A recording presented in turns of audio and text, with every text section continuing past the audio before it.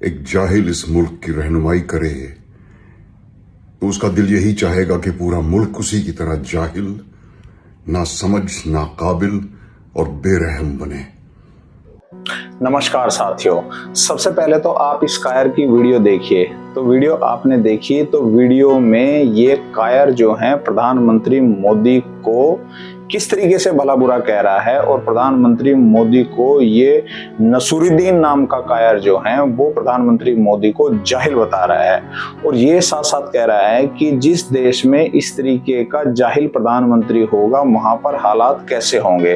तो आज आप सोच रहे हैं कि इस कायर की जो है किस तरीके से हिम्मत हो गई और कितनी इतनी इसने हिम्मत की कि ये जो है देश के चुने हुए प्रधानमंत्री को इस तरीके से जाहिल बताने की कोशिश कर रहा है। तो आज इसको समझ में आ गया होगा कि इस देश में जो है इस तरीके के जो कायर लोग हैं इनको कितनी आजादी मिली हुई है। ये वही कायर लोग हैं जो देश में अगर देश के ऊपर या कोई आफत आती है, देश में कोई संकट खड़ा हो जाता है, कोई आतंकवादी हमला हो जाता है, कई लोग मारे जाते हैं, जैसे कि पहलगाम में हुआ, दिल्ली में आतंकवादी हमला हुआ, ये कायर लोग जो हैं वो हमेशा जो हैं इस तरीके के जब हमले होते हैं, इस तरीके की जब घटनाएं होती हैं तो ये जो हैं वो बिलों में घुस जाते हैं। लेकिन उसके बाद जो है जब इनको इस तरीके का कोई अवसर मिलता है, ऐसा इनको कोई प्लेटफॉर्म मिलता है, जैसा इस समय जंतर मंतर के ऊपर जो है कुछ सो कॉल्ड लेफ्टिस्ट जो हैं जो अपने आप को स्टूडेंट बता रहे हैं वो प्रदर्शन कर रहे हैं और कितनी उन्होंने वहां अराजकता फैला रखी है।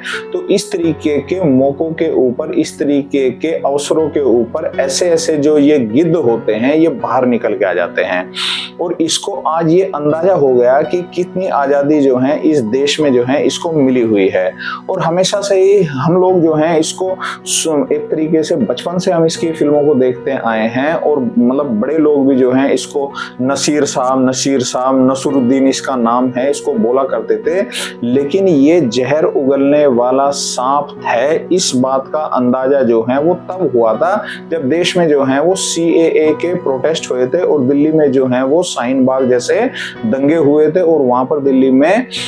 ये जो शाहीन बाग में लोग बैठ गए थे, इन्होंने लगभग जो है 1 साल तक पूरे देश को जाम करके रखा था। उस समय इसके बारे में देश को पता चला था कि इसके अंदर कितना जहर भरा हुआ है। ये वो लोग हैं जो देश में इनको इतनी कामयाबी दी, देश के मतलब एक तरीके से बहुसंख्यक कहे जाने वाले हिंदू समाज ने जो है वो इनकी फिल्मों को देखा, इनको जो है इस तरीके से आज कामयाबी के ऊपर पहुंचा दिया कि आज इसका जो है फिल्म इंडस्ट्री में इसको भांड कह सकते हैं, इसका एक जो है नाम हो गया है। और इसने जो है वो हिंदुओं के ही पैसों के ऊपर जो है आज ये इतनी पैसे इसने कमा लिया है, इतनी कामयाबी इसने हासिल कर ली है और आज उन्हीं को ये टारगेट कर रहा है। और इसके अंदर इतना जहर भरा हुआ है देश के प्रति भी और देश के प्रधानमंत्री के प्रति भी कि आज ये जो है इस तरीके से जहर उगलने की कोशिश कर रहा है। ये लोग ऐसे लोग हैं जो इनको इतनी आजादी मिली हुई है देश के अंदर कि इस आजादी को ये हजम नहीं कर पा रहे हैं। इस तरीके के लोगों को अगर ये आजादी का मतलब ये अपना गलत फायदा जो आजादी का उठा रहे हैं, अगर इस तरीके के लोग जो हैं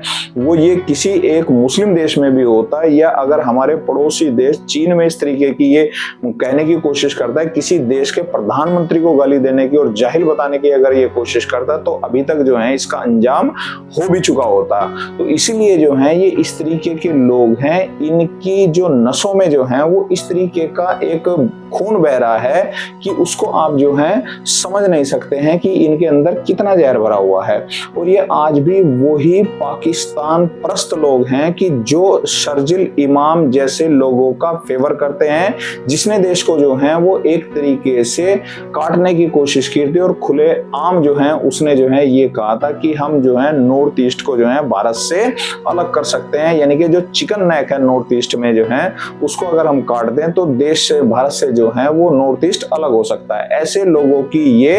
हर तरीके से हर एक प्लेटफॉर्म के ऊपर जो है ये उन लोगों को जो है वो एक तरीके से बढ़ावा देते हैं और उनको ये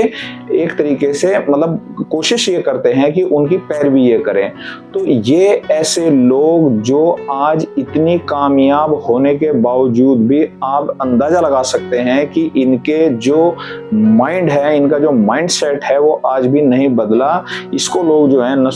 नसूरुद्दीन जो आज कहते हैं, और आज ये जो हैं वो इन फिल्मों में भांड जैसी एक्टिंग कर रहा है।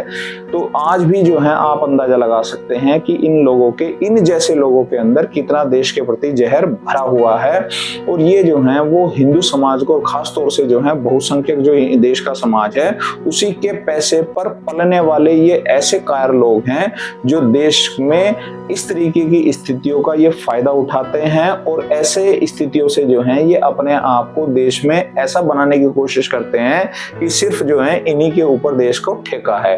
अब आप देख लीजिए कि कभी भी जब कोई हिंदुओं के प्रति कोई हिंसा होती है, वो चाहे जो है दिल्ली दंगों में हुआ हो, वो चाहे जो है पहलगाम में हिंदुओं को टारगेट कर करके वहां पर गोली मारी गई थी, वहां पर हिंदुओं को पहलगाम में, या दिल्ली में जो है वो आतंकवादियों ने, टेररिस्टों ने हमला किया था, तो इसकी जो है जबान उस समय कभी भी नहीं खुली। एक बार भी आके इसने अपनी ये बात नहीं कही कि भाई जो है वो इस तरीके का नहीं होना चाहिए था। तो ये ऐसे जो लेफ्टिस्ट लोग हैं, जिनको सो कॉल्ड लेफ्टिस्ट कहा जाता है, ये सारे के सारे गैंग है इनका, और ये वही